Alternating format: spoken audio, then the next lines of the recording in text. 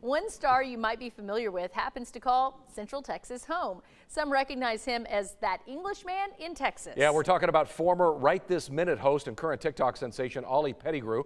6 News reporter Sydney Deshawn sat down with him to learn about his path to the Lone Star State. Sydney, tell us more about this. Chris and Lindsay, Pettigrew was born in Hong Kong and has been all over the world with his career in television and modeling. Now he lives in Waco and shares with millions the beauty of it all.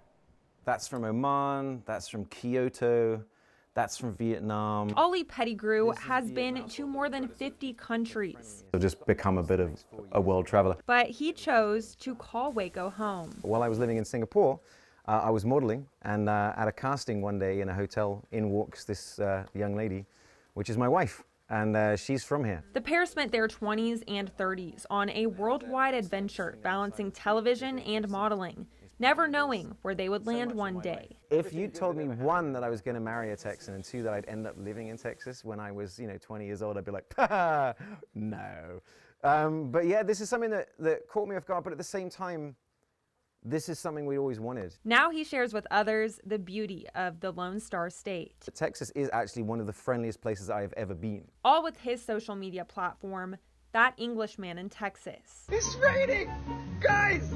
What I decided to do with my videos is, one, use them as a way to show Texas for what it really is, but also so much of what is on television or in the news or anywhere really is so divisive, and in a way is pitting people against each other and forcing them apart. It focuses on finding positive things we have in common and can agree on. I get out on the road and just go on this little Texas adventure. A place Pettigrew will always cherish and call home. Texans are there for each other.